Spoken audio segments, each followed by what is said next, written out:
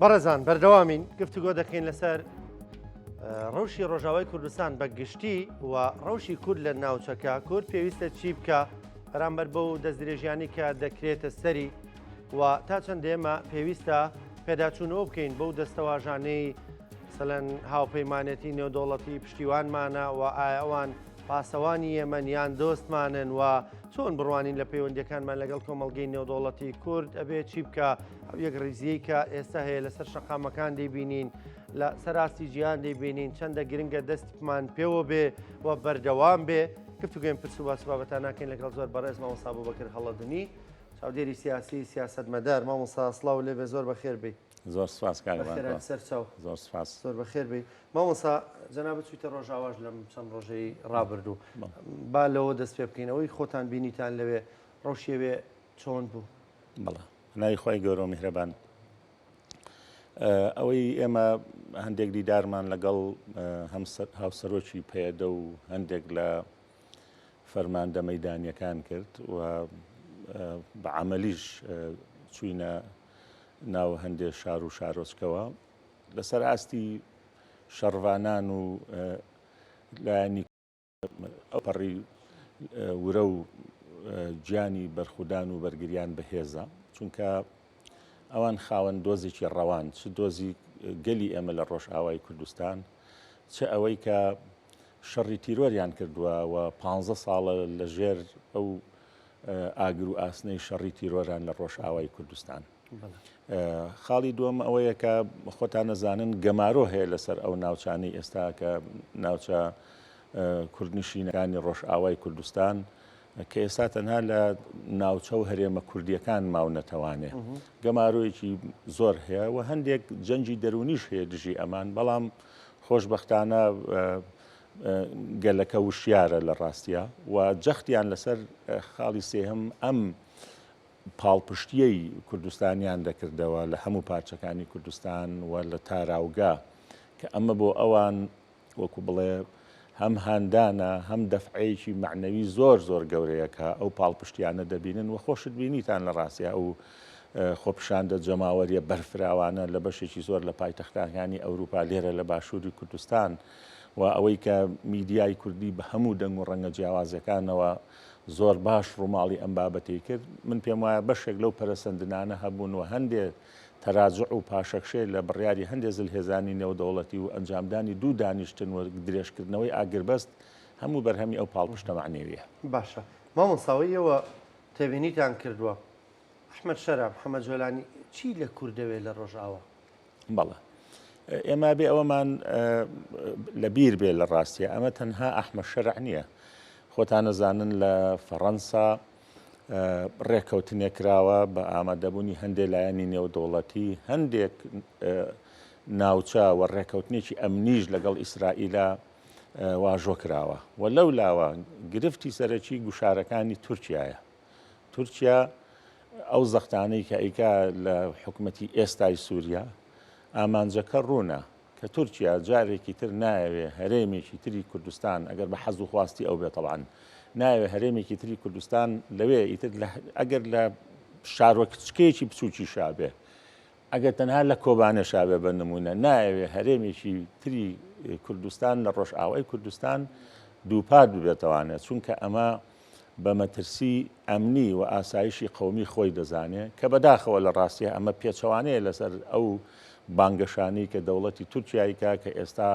بە خۆتان نەزانن گفتوگۆی ئاشتی هەیە و لایەنی بەرامبەر لە ڕاستیانی لە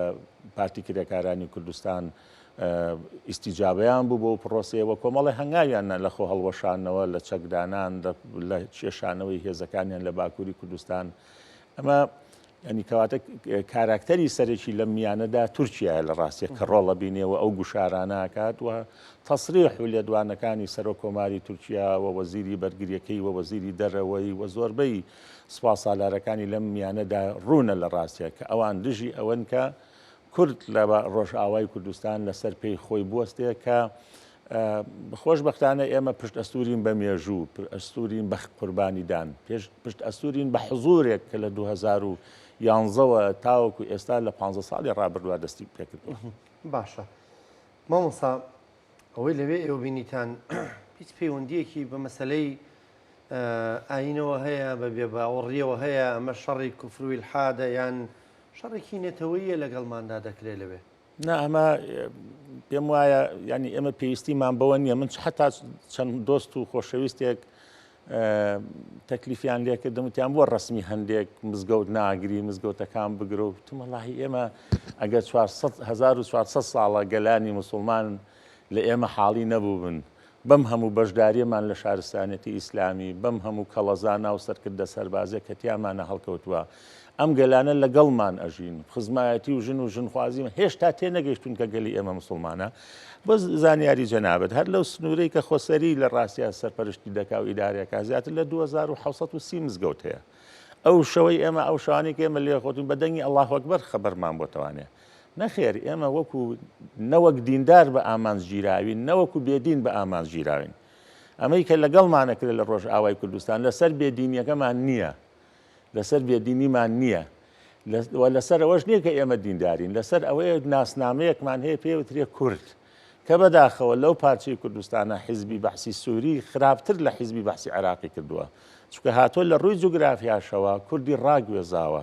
200,000 کورد لە حەسەکە لە مافی ڕەگەزنامە بێبەش بووە ڕەگەزنامەی نەبووە تەنانەت مافی خوێندنیشی نەبووە هاتۆ لە سەر تاسەری سووریا ئەمانی دابش کردووە بۆ ئەوەی لە داهاتوە جوگرافیاش لە ساڵحن نەبێ کەواتە ئێمە وەکو ئەم ململانەی کە ئێستا بەداخەوە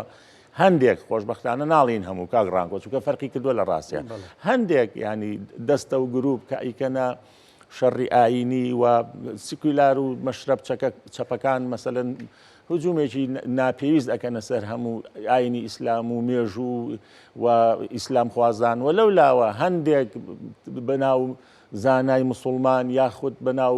ئیسلام خواز و ئیسلامی کە هێرشەکەنە سەر بەرامبەر بەناوی چەپ و عیلمانێک بەڕای من ینی کە ئەمە زۆر جەختمان لێ کردوێتەوە کاتی ئەم شەڕە ئایدۆلۆژیە نییە ئێمە خۆمان پاڵپشتی قەزیەکەی خۆمانین ئەبێ هەمومان لەو دەرچی ئەو ڕاستیە بکەین ئێمە وەکو کورتبوون نەچەوسێدرێنەوە ئێ باش ئاگەرەمانەیە ئێستا مەسەلەکە ئاینە ئەی شێخ عوبەیدوڵڵای نەهری ئەی شێخ عەبدولسەلامی بارزانی ئەی شێخ ڕەزای دەرسیم ئەی قازی محەممەد ئەی شێخ مەحموود ئەی شێخ سەعیدی پیران خۆ ئەمانە هەموو شێخی تەریقەت و زانای ئاینی بوون کاکە حاجی قادری کۆیی 400 ساڵ لەمەوە پێش هاواری لێ هەڵساوە لەگەڵ ئەحمەدی خانیە 300 بۆ 400 ساڵ لەمەوە پێش داوای کورد و مافی کورد و زمانی کوردی و لەو ئەم غوبنە لێوە هاتووە بە درێژایی مێژوو ئێمە لەسەر ئەوە نەبووە کە سونین لەسەر ئەوە نەبووە کە مسلمانین لەسەر ئەوە نەبووە کە بێن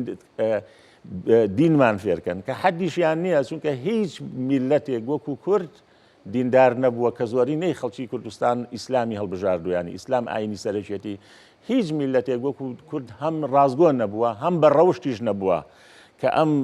دینەی بەڕاستی وەرگتووە بەشدادیێکی کارای ژیاری ئیسلامیشی کردووە نەخێر ئەمە کێشەکەی کورتبوونە ئەی ناگەتەوە کوردێکی دەرباربی کوردێکی سەرکزبی کوردێکی بێناسنامەبی کوردێکی ملکەچی داگیرکەرانبی کوردێکبی ناهۆشیاربی لاریان لە تۆ نیە لە ڕاستە دانیشە بەڵام کاتێک کە کورد وتت کوردم و داوای مافی خۆت کرد داوای کیان و کەرامەت و قەواری دڵخوازی خۆت کرد بەم شێوەیە بە ئاگرواسن ڕوبەڕوو دەبنەوەنە باشە کەواتە مامۆساوان تویان دەبێ وەکو ئەوەی کە خۆیان دەیانەوێت نەک ئەوەی کە وەکو خۆت بی وەکو ئەوەی کە لانیکەم خوا خەڵقی کردووی بە کوردی نا تۆ ینی تۆ داوای چیەکەی ئێمە یعنی لە هەر سووا پارچەی کوردستان ئێمە چوینە سەر خاچی ئەوانی کەمان داگیر کردووە یان ئەوان هی ئێمان داگیر کردووە ئەم داگیر کرد و دەسەڵاتدارانە ئێمە هەوڵی سڕینەوەی ناسنامە و زمانی ئەوانمانداوە یان ئەوان هاتوون ناسنامەی ئێمەیان داگیر کردووە ئێمە دیموگرافیای ناوچەکانی ئەوانمان گۆڕیەوە یان ئەوان هی ئێمەیان گۆڕیوە بە پێچەوانەوە لە ڕاستێ لەبەرەوە ئەم شەڕێکی داسەپاوە بە مانای کەلیمە شەڕێکی داسەپاوە و لێرە و لەوێ یعنی وەکو ئێستاژەی بینین لە ڕاستێ بەرجێکی دینیان بەبەردا کردووە لە عێراق بەرجی دینی بەبەردا کراوە لە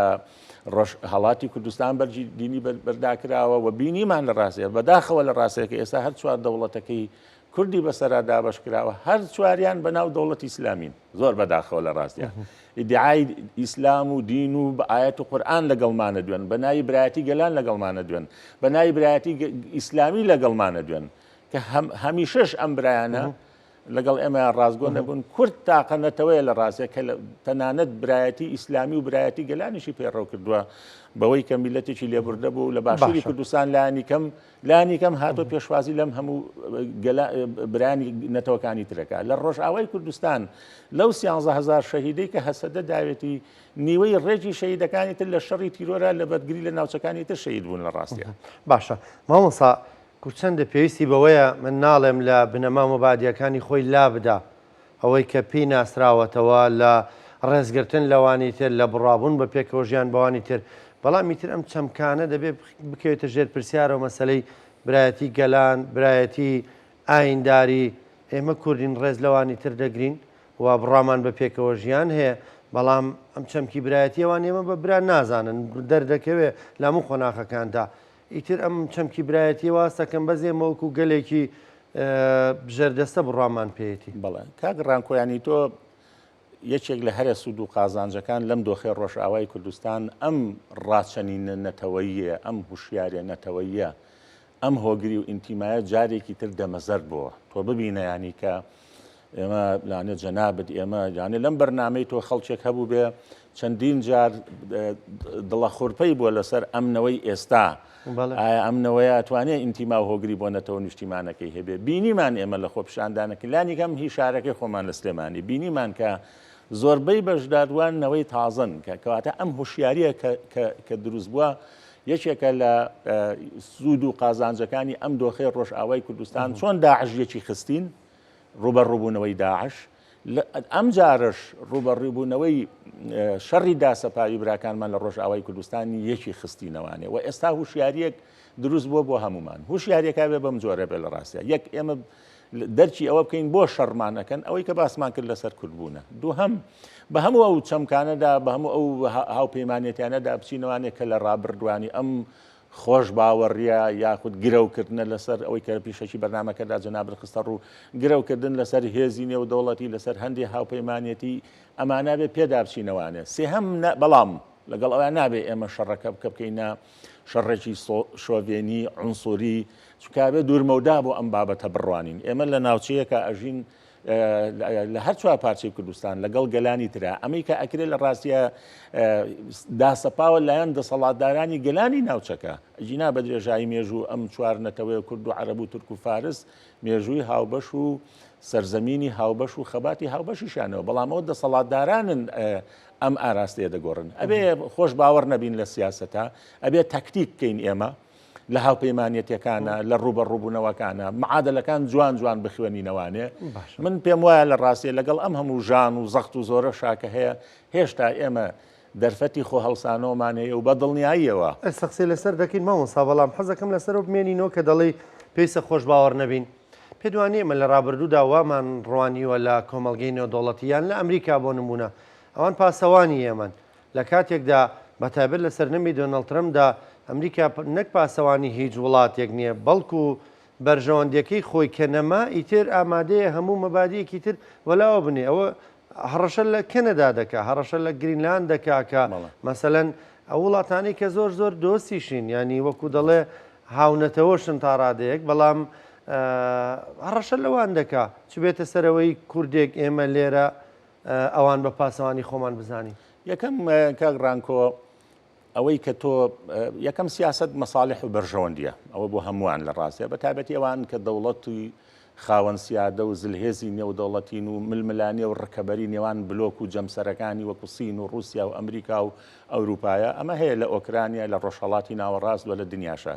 دووەم ئەوەی کە تۆ لە هەندێک وێزگەی مێژوویە خەڵک لەسەر تۆی هەڵداوەتی هاوپەیمانی تۆ بە تۆ خۆت حزورت هەبووە تۆ خۆت قوربانی داوە مەسەلەن ئێمە لە نەوەتویەکە ڕاپەڕینمان کردووە کۆڕەوی ملیێنیمان کردووە ئەم دیمەنانە بوون کە گەلانی وڵاتانی ئەوروپای خەبەردار کردەوە دوای بڕیاری 1680 و ناوچەی دژەفرینی لێکەوتوانێ مەسەلەن تۆ هاتووی بە خوێن بە گیانت لەسەر ئەرز ڕوبەڕووی تیرۆری داعش بوویتەوانێ چ لە ڕۆژئاوای کوردستان و چ لە باشووری کوردستان ئەمەیە کە دنیا ئەبینێ لە ڕاستیە کە تۆ بوویتە تا بەرگریکار و لە ڕیزی پێشەوەی سەنگەری لە شەڕی تیرۆردای ئەمەیە وای لێ کردووە کە ئاور لێ بدەنەوانێ سێهەم ینی ئێمە نابێ ینی ئەوەی کۆی هەوڵ و پشتیوانی دەوڵەتان نادیدە بگرین یعنی لە هەندێک وێزگای وەکو باسمان کرد بێسەشەوە هەندێک دەنگی زۆر نابێ ئەوە هەمووی ڕەتکەینەوانێت چونکە ئەمە لە ساڵحمانیە لە ڕاستە بەڵام ئەم ئیشکالە ئێستا ئیشکالی ئیدارەی ترەمپە کە ئێستا و دەنگانە لە ناو ئەمریکا لە ناو کۆنگرس بەرز بۆتەوانێت کە ئەم ئیدارەیە خەریکە سومعی ئەمریکا ئەوەنەی تر ناشیر نەکات لە ڕاستیە و ئەمە نامۆیە بەو چەمکومە بادیئانەی لە مافی مرۆڤ و لە دیموکراسی و لە چیوچی هەڵیان گرتووە ئیشکالی گەورەی بۆ ئەمریکا دروست کردووە لە ڕاستیە و فعلەن ئەم ئیدارەی ئێستا سیاست لە ڕوانگەی بازرگانیەوە دەخوێنێتەوانێ هەموو ئەو مامەڵانەی لە فەنزەوێلا ئەوەی لە گرینلاند ئەوەی لە کەنەدا ئەوەی ئێستا لەگەڵ تورکیا ئەیکا ئەوەی لە ڕۆژاوای کوردستان دەگوزەرێ ئەو پەیامانەی کە دەینێرێ بۆ ڕۆژهەڵاتی ناوەڕاست ئیشکال و تێڕوانین و کێشەی ئێستایی ئیدارەی ئەمریکا بە سەرۆکایەتی ترەمپ کە بەڕاستی دنیای شێواندووە باشە ماوەستا بگەڕێن سەر و بەشەی قسەکانت کەوتێت کورد هەڵدەسێتەوە ئەمە ینی وەکو جۆرێک لە ئومێد بەخشینەوەیە هیوا بەخشینەوەیە تۆ چوویتە ڕۆژاواش و گەڕاویتەوە یان ئەوەی کە واقعەکە وامان پێ دەڵێ مێژوو وامان پێ دەڵێ کاگڕانکۆ ئەمە بڵێ هەشتاکانی عێراق نییە ساڵی هەشتا و شەش و هەشتا و هەژ نییە بەعەز قەتڵ و عاممانکە چیمیاباران و ئەنفالمانکە و دنیا ئاگای لێ ئێمە نەبێ ئەمڕۆ دنیا بۆتە گوندێکی بچووک هەموو ئەم حەدەس و ڕووداوانە کاریگەریان لەسەر ئاشتی و سەقامگیری دنیا و گەلان هەیە جارێکی تر وە میلەتەکان هەموو ئەم لە ڕێی شاشەی کەناڵەکانی ڕاگەاندنەوە دۆخی ناهەمواری هەر وڵاتێک ئەردەبینن کەواتە میلەتی ئێمە دۆخی لەمە قورستری تێپەڕاندووە کە دنیاش یعنی کشومادوە بەرامبەر بە ئێمە و کەوتوینەتە ژێرپێی زل هێزانەوانێ قۆناغەکانی ڕابردوو کە بڕیومان زۆر سەختتر بووە لە ئێستا بۆ ئێمە ئەمە خیاڵپڵاوی نییە ئەم گەشتبینێت لە چیەوە سەرچاوی گرتووە لە گەورەی میلەتەکەی تۆ سەرچاوی گرتووە لە حەجمی قوربانیەکانەوە سەرچاوی گرتووە خۆشبەختانە ئێمە ینی ئێستا کورد لە پێگەیەکە بە هەموو ئەو نقصانی کەم و کوڕیانی کە هەمانە لە ئیداری باشووری کوردستان بەڵام لە هاوچێشە معادلەکانە لە هاوچێشە ناوخۆیەکان کورد بەشێکە لە حزوری سیاسی ئێستا لە عێراقا بۆ نمونە لە ڕاستە پێکاتێکی تری سەرەکی کە پێکاتی شیعەیە دەرچیان بە هەندێ مەترسی کردو بۆ خۆتەزانیەوە ئەو بانگەشانەی کە ئەکرێ بۆ عێراق و ئەمانەکەواتە تۆ لێرە ئەوە تا جارێکی تر لە مەترسی هاوبەش وا دەکا کە هەندێ پێک هاتە هەندێ هێز لەگەڵ توە جارێکی تر لاو لێ بکاتەوانە یاخود لەگەڵ توە بەرژەوەندەکان یەکانگیر بێ بۆ ئەوی پێشەوە بە ڕۆڕووی مەترسیەکان ببیێوانێ کەواتە ئەم خۆش گەشتبینیە و ئەم هیوا و ئومێدیە سەرچاوی بەستووە لەسەر ئەم حزورەی کە ئێستا هێتی بۆ پێ وایە ئەو ڕاپەڕینانەی ئەو خۆپشاندانانی کە لە شار و پایتەختەکانی وڵاتانی ئەوروپا کەمە لە ڕاستە ئەوەی دوێنێت تۆ بینیت لە سلێمانی ئەوەی ڕۆژی هەینی بینیمان لە سلێمانی ئەمە کە یعنی هەر مرۆڤێکی ویژدان ئەم ڕۆژەروەین ئەبێر بەردەوامیش بێ بە نەبچڕێت چونکە ئەمە کاریگەری زۆری بووە ئەمە هەر مرۆڤێکی ویژدان زیندوو کە ئەمە بینی ئەم میلەتە ینی تاکەی و ئەم میلەتە نەقوربانی ئەوەیە کە هەرێمێکی هەبێ یان جۆرێک لە بەڕێوەبرنی هەبێ لە وڵاتانی تیاژی قابلی ئەوەیەتی کە دەوڵەتیشی هەبێ ئەمە کەم نین ئەو دۆستانی کە پشتی لێماکەن بەڵام ئەمە بەخۆمان نەکرێ هەم ئەوەی لە باشوور هەیە ئێمە لە باشوور ئەوەی کردومانە دیارە کە توانیمانە چی بکەین بەڵام پێویستە چیتر بکەینە مەترسیەکەمە تەنها لەسەر ڕۆژاوایە بەڵێ وەکو دەڵێ مەترسیەکە لەسەرەوە نییە لەسەر باشووری کوردستانیش لەسەر ئاستی میلیشتی باش کراوە حیزبە دەسەڵاتدارەکانی کوردستان لەسەر ئاستی میدیا و ڕووماڵ و تەختیەکردنی ئەم حەدەسە زۆر شتی باشیان کردووە کادیر و ئەندام و لایەنگیری سەرکردە دەسەڵاتدارەکانی کوردستان و سەرجەم حیزبەکان هاتوونەتە پێشەوانێ بەڵام ئەوەی بکرێ لەسەر سێ ئاست ئەبێ شتی تر بکرێت لە باشووری کوردستان یەکەم پەلە بکرێت لە پێکەنانی حکوومەت و پەرلەمان بەگەڕخستنەوەی پەرلەمان چونکە گرنگە دامەزراوەی شەرعی و یاسایی لە هەرێمی کوردستان قسەی خۆی بکە ڕۆڵی خۆی هەبێ نەخشە ڕێگا و پلانی خۆی دانێت چونکە تۆ بەم دۆخەوە نە لەگەڵ بەغدا هیچت بۆ ئەکرێ ینی ئەوە نە سنگ و ڕێزت دەبێت نە لە ناوچەکەشە کاتێک کە تۆ ڕاستە ئێستا شتێکی لە پێشینەمان هەیە پێی ئەوترێ لە ڕاستی ڕۆژ ئاوای کوردستان کە بە هەمومانە پشتیوانی بکەین بەڵام ناکرێ دام و دەستگا شەرعیەکانی هەرێمی کوردستان کە پەرلەمان و حکوومەتە وەکو ئێستا پەکیان کەوت بێ پەلە بکەین لەمە دومینیان ئەبێت ئێمە حیزبە سیاسیەکانی کوردستان و لەژێر چەتری سەرۆکایەتی هەرێما کە بەداخەوە ئەویش ماوەکەی بەسەر چووە چونکە خەڵکەڕڵی حکوومەتی ماوە بەسەر چوو سەرۆکاتی هەرێمیش ماوە بەسەر چووە چونکە سونایەتی سوڵتەی تەنفیزیمان هەیە ئێمە دوانەی دەسەڵاتی جێبەجێکردمان هەیە ئەبێت ئێمە هەموو ئەو ڕەخنە و گلەیانەمان لەسەر ئیداری کوردستان خستۆتە ئەو لاوە چونکە شەڕێکی لە پێشینێترمانەیە کە پەیوەندی بە وجودمانەوەیە ئەبێت لەژێر چەتری سەرۆکایەتی هەرێمی کوردستانە بەدەسەڵات و ئۆپۆزسیۆن هەموو حیزبەکان تەنانەت ئەوانەی کورسی پەرلەمانیشیان هێناوە ئێستا کاتی پێکێنانی غورفەیەکی عەمەلیاتە ژوورێکی نەشتەرگەریە کە خۆمان ئامادە بکەین بۆ ئەگەرەکان ڕۆڵ دابەشکەین ڕۆڵ تەوزیعکەین ئەم حیزبانە چی بکەین لە ڕووی سیاسی لە ڕووی دیبلۆماسی و چۆن ئێمە بتوانین پاڵپشتێک بین بۆ ڕۆژئاوا و چۆن بتوانین ئەو مەترسیانەی کە ئەگەری هەیە ڕوبەڕووی خۆمان بێتەوانەیە لە ئێستاوە لە خۆمانی دوورخینەوانێ سێهەم ئێمە چواردە نوێنەرایەتیمان هەیە حکوومەتی هەرێم لە دەرەوەی وڵات و لە تاراوگا ئەم نوێنەرایەتیانە ئەبێت لەگەڵ ڕەوەندی کوردستانی لەگەڵ ڕێکخراوەکانی کۆمەڵگەی مەدەنی لە دەرەوە ئەبێت لە هەماهەنگیا بن بۆ ئەوەی کە ئێمە ئەو دەلاقەیە کە پێی ئەوترە دیبلۆماسیەتی کوردی و کاریگەری دروستکەین لەسەر بڕیارەکانی یەکێتی ئەوروپا ئەمریکا هاوپەیمانی نێودەوڵەتی دژی تیرۆر و داعش ناتۆت هەموو ئەمانە بەمە ئەکرێکە ئەم چواردە نوێنەرایەتی حکوومەتی هەرێم لە دەرەوە ڕۆڵی خۆی ببینێت کەواتە ماومانە لەسەر ئاستی میلی ئیشی باش کراوە لەسەر ئاستی ڕاگەاندن ئیشتی باش کراوە کۆمەک و هاوکاریەکان بۆ ڕۆژئاوای کوردستان کە ئەمە ئەرچی سەرشانیشە بەڵام لەسەر ئاستی سیاسی ئەم تەبایی و یەکبوونەمان پێویستە لە ئێستادا و ئەم ئەبێ سەرکردەی هێزە سیاسیەکانی کوردستان ئەم ڕۆڵە ببینن لە ڕاستی لەم ئەرکە دوانەکە چونکە ئەبێ ڕۆڵە سیاسیەکە کە پەیوەندی بە بڕیاری دەسەڵاتدارانەوەی هاوشانی ڕۆڵە میلی و جەماوەریەکە هەماهەنگ بڕاتە پێشەوە. زۆر سپاس دەکەم بەڕێز مامۆستا بوبەکر هەڵەدنی سیاستمەدار سپاس دەکەم زۆر بەخێر زۆر بەخێر بێت خۆشەویستان بەردەوامە بین لە دوای شوێکی کورد سپاس مامۆستا.